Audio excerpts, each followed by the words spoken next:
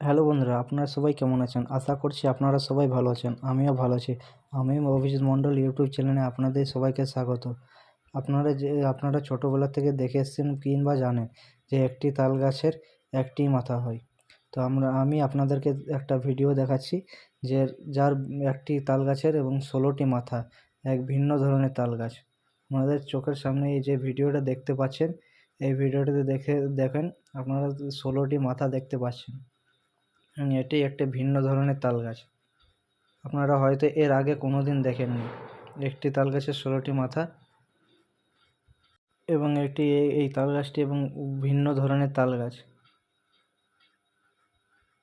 এই তাল গাছটি রয়েছে বার্নপুর বড়থল গ্রামের মধ্যে।